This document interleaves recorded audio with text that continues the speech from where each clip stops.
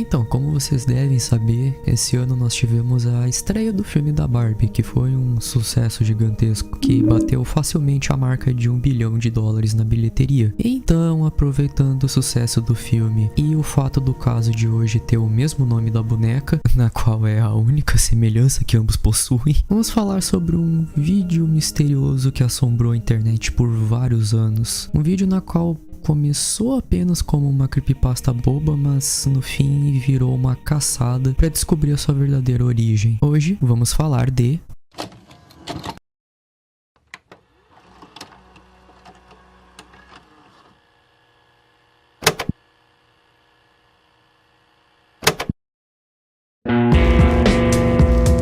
Tudo começou lá por volta de 2009, quando uma creepypasta chamada Barbie.vi foi postada no fórum X do 4chan. A história é a seguinte: olá, isto aconteceu comigo alguns meses atrás. Eu só precisava dividir com alguém. Começou na festa de um amigo. Ele é um artista que alugou um loft na parte industrial da cidade. Se você puder imaginar um lugar como Detroit em 1920, é como a área se parecia. Nesse dia eu abusei da bebida na festa e decidi dormir por lá. Acordei às 4 da manhã e decidi ir embora. O sol ainda não havia nascido e caminhar pela cidade naquele horário não era uma boa opção. Eu decidi então ligar para minha namorada e implorar uma carona. Sendo ela uma ótima namorada, ela foi me buscar e disse que estaria lá em torno de 40 minutos e que me ligaria assim que chegasse. 10 minutos depois de falar com ela, acabou a bateria do meu celular. Então decidi me sentar à janela e esperar até ver o carro. Me sentei ali e meus olhos começaram a ficar pesados e comecei a pegar no sono. Um barulho de algo quebrando lá fora me acordou. Um barulho não muito alto, mas foi o suficiente para me acordar. Eu olhei lá fora e procurei por algo, mas não vi ninguém. Mas do outro lado da rua, perto daquelas enormes latas de lixo, havia um computador e um monitor jogados no chão, que não estavam ali antes. Quando minha namorada chegou, eu desci e me lembrei que um amigo estava sem computador e decidi ir até a lixeira e ver o que poderia ser salvo. O monitor não tinha muita utilidade, mas eu decidi levar a CPU para ver se funcionaria. Uma semana se passou e minha namorada ligou, dizendo que estava no porta-malas do seu carro. Então fui buscar e trouxe para casa aquela noite. Antes de desmontar o CPU, decidi ligar no monitor para ver se estava funcionando. E para minha surpresa ele estava. Tinha o Windows XP e parecia ter sido formatado. Então decidi procurar por coisas como...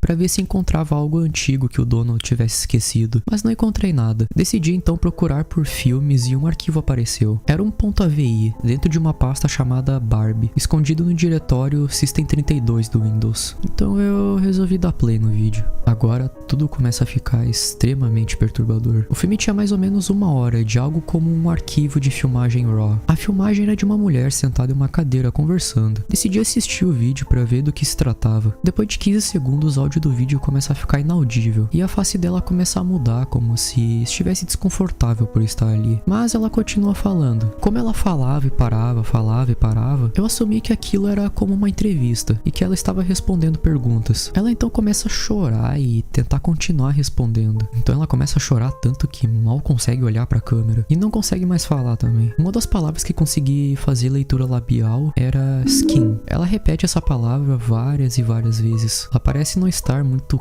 contente com a sua pele. Nesse ponto ela já não fala mais nada e apenas chora. E então tudo fica preto. Tem muito mais que preciso tirar do meu peito e contar pra vocês, mas está ficando tarde e eu não consigo continuar. Amanhã eu continuo contando. Deus salve a minha alma, what the fuck? Não consegui dormir, devo continuar. Eu importei o vídeo para o Final Cut para tentar isolar o áudio e ver se eu conseguia algo mais. Isolei o áudio e tentei mexer nos equalizadores, mas mesmo assim continuava impossível de se escutar algo. Eu tentei muito, mas não consegui nada. Eu percebi então no vídeo que ela não se mexia ou levantava. Assisti o vídeo muitas vezes essa noite procurando algo que pudesse me dar mais pistas, mas eu não consegui encontrar nada. Eu estava muito insatisfeito. Eu queria mais. Foi quando notei que havia mais 10 minutos de filmagem. Desses 10, 2 minutos estão muito tremidos e quase impossível de se assistir. O meu palpite é que enquanto levaram a câmera para algum lugar, ela foi esquecida ligada, porque só dava para ver um par de pernas caminhando por um trilho trilho de trem por mais ou menos 6 minutos. Então, entrando em uma floresta, foi aí que o meu coração disparou, porque eu lembrei que tem um trilho de trem algumas milhas daqui que parecia muito similar com essa do filme. Eu tinha que checar o lugar. Em um sábado pela manhã, peguei minha lanterna, minha faca acabar e fui até os trilhos do trem. Estacionei o meu carro e fui andando pelos trilhos até que encontrei uma floresta e continuei caminhando por 2 horas prestando atenção e parando para ouvir sons ou algo do tipo. Encontrei uma trilha de árvores e fui seguindo até avistar uma clareira com uma casa que parecia estar sendo consumida pela vegetação selvagem do lugar. Demorou um tempo até eu tomar coragem e entrar na casa. Eu não queria que me vissem ou até mesmo caminhar em campo aberto, quando finalmente tomei a decisão de entrar na casa. A porta estava meio aberta, então resolvi empurrar ela com a minha lanterna. E me senti bem ao ver que o interior da casa estava muito bem iluminado. Não havia móveis e o chão estava cheio de tijolos e algumas paredes com buracos enormes. Mas nada de anormal. Aproveitei a deixa para tirar algumas fotos. Até eu percebi que havia uma porta que parece ser do porão. Diferente de todo o resto da casa, essa porta parecia nova e trancada. Além disso, quando eu subi ao segundo andar da casa, encontrei algumas cadeiras e uma mesa meio coberta, que pareciam novas demais para estar ali. Eu vi claramente um saco de plástico molhado dentro da banheira, como se alguém tivesse lavado aquilo. Foi quando eu ouvi um gemido muito alto vindo do porão. Então pulei pela janela do segundo andar. Beleza, cara. Pulei pela janela do segundo andar e voltei pelo caminho de onde eu vim. Quando eu estava voltando, eu percebi que o gemido na verdade era um barulho vindo dos canos da casa. Me senti mais tranquilo. Foi quando esse pequeno momento de alívio deu espaço ao terror que senti ao me perguntar por que a água estaria ligada em uma casa abandonada, no meio da maldita floresta. Faz um pouco mais de 2 meses desde que isso aconteceu e eu não voltei lá. E nem penso em voltar. Este era um dos vídeos que estavam no computador. Meu Deus, velho, isso aqui é muito mal escrito. Tirando os clássicos clichês de creepypastas antigas, na qual todo mundo hoje em dia já sabe o quão tosco e previsível eram, tem um aspecto que chamou bastante atenção. No final da história, o autor postou um link do suposto vídeo que ele assistiu. Algo que era bem comum na época. Uma creepypasta que de fato tinha alguma mídia anexada junto. E isso só aumentou a curiosidade do pessoal. Mas o que o autor não colocou na história é que não havia só aquele vídeo. Por volta da mesma época em que a creepypasta foi postada, foram postados 3 vídeos com o nome Barbie.vi, parte 1, parte 2 e parte 4. A terceira parte, a princípio, estava desaparecida. E eu digo a princípio, pois mais tarde descobriremos que essa suposta parte 3 nunca foi perdida. Mas antes de investigarmos a história por trás de tudo isso, vamos ver os vídeos em si.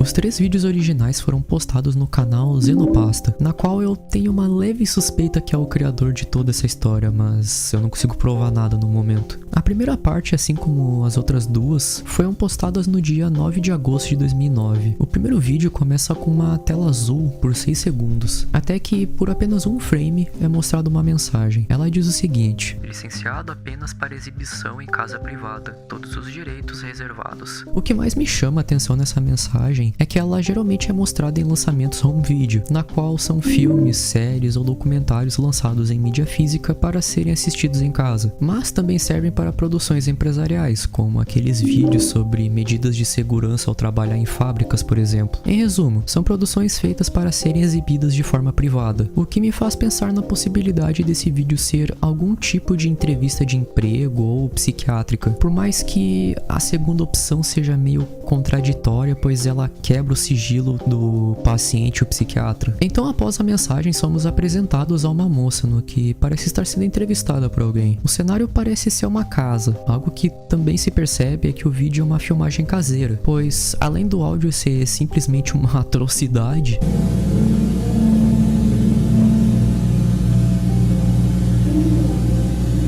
o enquadramento também é bem ruim, já que por volta dos 5 minutos a câmera por algum motivo está focada no topo da cabeça da moça, e o enquadramento continua assim até o final. A segunda parte começa com o mesmo enquadramento estranho, na qual só conseguimos ver a sua cabeça. Igual no primeiro vídeo, o áudio é completamente indistinguível, tudo que se ouve são ruídos. Algo que notei é que, diferente da creepypasta, a moça não parece estar estressada ou desconfortável, muito pelo contrário, ela parece estar rindo em várias cenas em ambas as partes. Mas é claro, ainda temos mais uma parte para analisar. A última parte postada por Xenopasta é bem menor em duração, além de ter o título de parte 4. Na descrição do vídeo, Xenopasta diz que a parte 3 não estava upada ainda, algo que o usuário nunca teria feito. A parte 4 é bem mais estranha e enigmática em relação às outras duas partes. O vídeo já começa estranho logo no primeiro segundo, com uma legenda abaixo no vídeo que está descrita apenas como BIID. Daqui a pouco a gente vai falar sobre essa legenda. Mais pra frente no vídeo descobrimos o porquê da creepypasta relatar a moça estar desconfortável. A feição dela estava bem diferente em relação às outras partes. Ela parecia mais séria, além de parecer até estar meio emocionada. Outra coisa que se pode perceber é que por volta dos 25 segundos parece haver uma espécie de corte brusco, especialmente por conta da mudança repentina de enquadramento. E antes desse corte, a feição dela parece ser de desconforto. Outro ponto estranho é que o vídeo tem 2 minutos e 8 segundos, mas a partir do primeiro minuto e 37 segundos, parece ocorrer outro corte brusco parecido com o que acontece no começo do vídeo. A diferença agora é que o corte era para uma tela preta, e assim fica pelo resto do vídeo. Agora vamos voltar para aquela legenda presente no primeiro segundo do vídeo. BIID é a sigla para transtorno de identidade de integridade corporal. Esse transtorno é extremamente raro. A pessoa que sofre dele sente que um dos seus membros não pertence ao seu corpo, além de sentir um forte desconforto pela presença dele. Em alguns casos, pessoas com esse transtorno acabam pedindo para esse membro ser amputado. Até hoje, o porquê de algumas pessoas terem esse transtorno continua sendo um mistério, com algumas hipóteses apontando causas como trauma de infância ou comportamento obsessivo compulsivo. Vocês agora devem estar se perguntando o porquê dessa legenda estar presente no vídeo. E, bom, a partir do minuto e meio, um pouco antes do vídeo ter aquele corte para uma tela preta, a moça mostra que o seu braço esquerdo havia sido amputado, com a feição dela aparecendo de tristeza. Infelizmente não dá pra saber o que ela está falando, pois, assim como nas outras duas partes, o áudio é simplesmente horrível. Após assistirem os 3 vídeos, a maior parte da internet acreditou na teoria de que os 3 vídeos na verdade eram entrevistas psiquiátricas feitas com uma pessoa que sofria de BID. E durante anos a internet acreditou que essa era a verdade por trás desses vídeos. Mas, como iremos ver daqui a pouco, não é bem assim que essa história termina.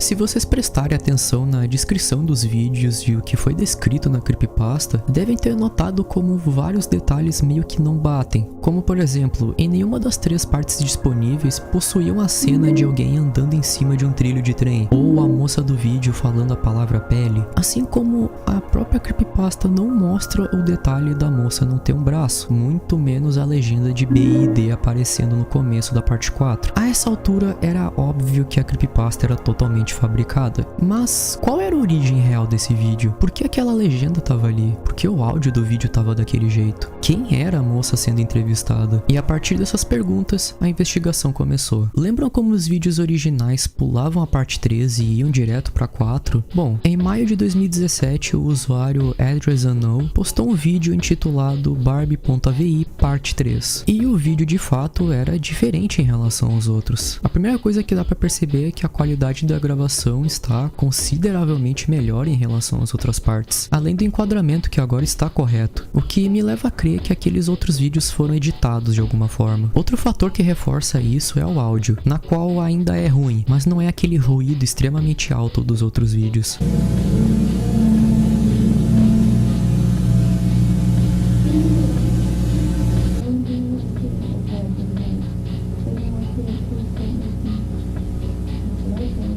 Por mais que tenhamos tido um vídeo novo, ainda não fazíamos a menor ideia da origem deles, pelo menos até então. Essa suposta parte 3 mais tarde foi descoberta que não surgiu no YouTube, mas sim num site chinês de compartilhamento de vídeos, o Youku, e postado em 2012, 5 anos antes de ser postado no YouTube. Além de termos outra informação bem importante, o nome do vídeo não era Barbie.vi parte 3 ou algo do tipo, mas sim Temi. Após essas descobertas, a investigação aumentou ainda mais. Em 2016 foi criada uma thread no 2chan sobre a investigação, então uma pequena equipe foi montada para buscar a origem desses vídeos. Não demorou muito para descobrirem mais detalhes sobre o caso. No mesmo ano foram encontradas 3 fotos na qual supostamente eram da mesma moça presente no vídeo. Essa moça que na época era chamada pelos usuários de Temi. As imagens parecem ser por volta de 1978 e foram tiradas por uma suposta revista focada em pessoas com membros amputados, Empix.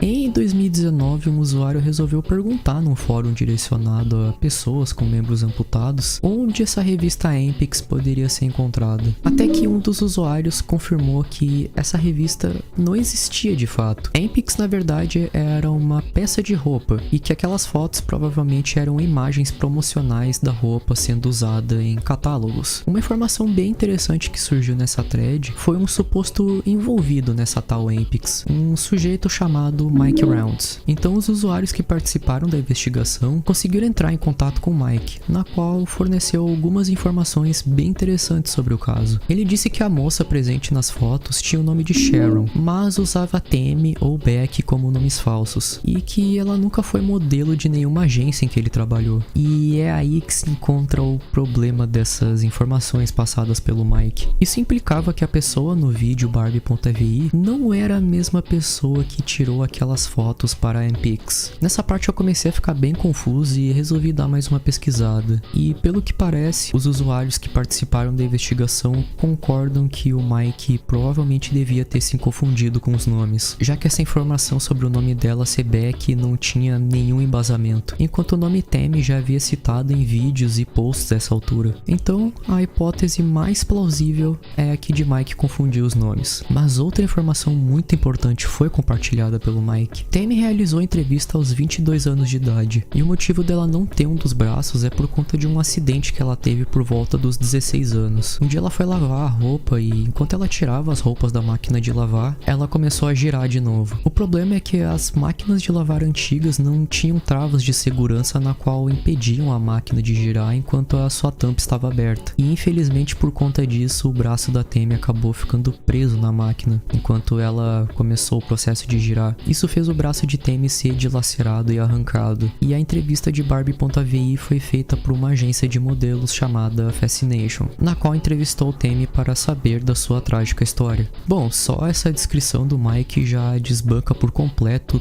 toda aquela história de BID, além de deixar claro que os vídeos atrelados à creepypasta são de fato editados. O último prego no caixão foi em março de 2017, quando foi postado no fórum X do 4chan que o grupo de usuários russos na qual estavam desvendando o caso haviam encontrado todas as entrevistas de Barbie.vi, só que sem nenhuma alteração feita nas gravações, além de uma outra entrevista feita em um cenário totalmente diferente. Então é isso? Mistério resolvido? Mais ou menos, na verdade. Ainda existiu o mistério de quem realmente era a Temi, já que o próprio Mike confundiu o nome dela. Não sabíamos exatamente o seu paradeiro ou o que aconteceu após as entrevistas, até que algo inusitado aconteceu. Em 2017, um vídeo sobre a história foi postado, e o vídeo em si é totalmente normal, mas o que chama a atenção é um comentário que foi deixado nele. Aqui é a Barbie, eu preciso de ajuda. A princípio esse comentário pode até parecer bobo, como uma piada de mau gosto, até você notar o nome da conta, Tamara Klein.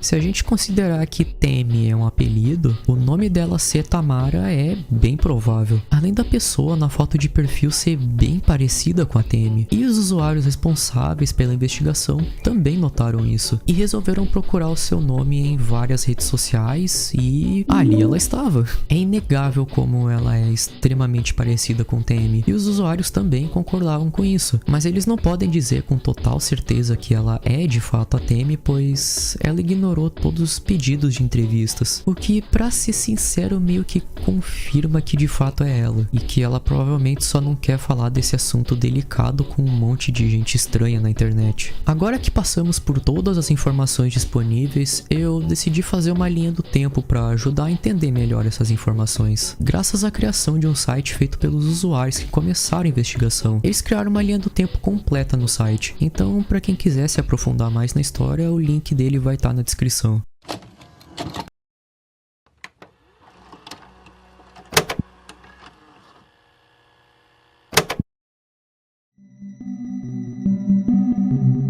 Eu pessoalmente resolvi montar uma linha do tempo apenas com os acontecimentos que possuem relevância para a história. O site tem outros detalhes da vida pessoal de Tamara, mas eu acho meio desrespeitoso documentar isso em vídeo. Então, já deixando isso claro, vamos para a linha do tempo. 1988 é a data especulada na qual a entrevista, vista em Barbie.vi, foi feita, e todas as 4 partes foram feitas no mesmo ano. 1989 foi quando a outra entrevista descoberta foi feita. Dessa vez nós sabemos o nome da entrevistadora, Susan Abbott. 1994 e 1995 são as datas especuladas do relato de um usuário naquele site focado em pessoas com membros amputados. Esses relatos afirmavam que fotos de Tammy estavam circulando pela internet desde aquela época. 2009 foi a data na qual o post do 4chan com a creepypasta foi feita, junto com o upload dos 3 vídeos originais. 2012 foi quando o vídeo intitulado Tammy foi upado no site Youku, na qual é praticamente a parte 3 de Barbie.vi, mas sem as alterações presentes nas outras partes. 2016 foi quando um grupo de usuários russos montaram um time de investigação. Nesse mesmo ano, 4 fotos foram encontradas, além de informações liberadas por Mike Rounds. Em 2017, o usuário com o nome Tamara Klein posta um comentário em um vídeo sobre Barbie.vi. As 4 partes da entrevista sem nenhuma edição são encontradas e upadas, além de uma nova entrevista que foi encontrada na mesma época. E por fim, a nossa linha do tempo acaba em 2019, quando o comentário da Tamara é encontrado, além de sua página no Facebook, assim praticamente fechando as investigações. Claro que ainda existem algumas pontas soltas, como de onde o Zinopasta tirou esses vídeos lá em 2009, ou a confirmação de que a Tamara é de fato a Tammy, mas a maior parte do caso já foi desvendado. No fim, o que tudo começou com uma creepypasta enigmática, na verdade era apenas uma entrevista com alguém que teve um acidente muito triste em sua vida, o que por sinal me leva a ter uma reflexão.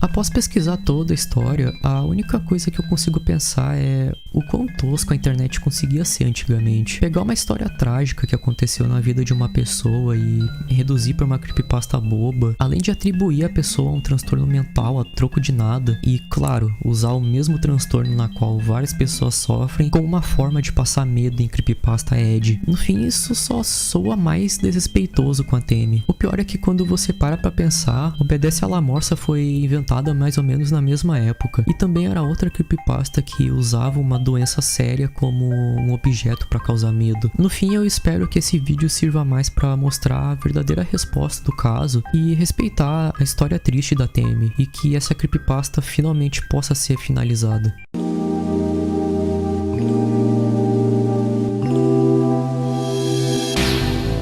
Bom, finalmente terminamos mais um N-Docs. Para quem tiver interesse, eu fiz uma playlist com o vídeo anterior e os próximos que sairão para esse quadro. E vou deixar também na descrição todos os links com as fontes que eu usei. Se gostou do conteúdo, sinta-se livre para deixar o seu like e se inscrever no canal. E se possível, compartilhar o vídeo com os amigos para poder aumentar o público. Então é isso, eu sou MZ e aqui eu me despeço.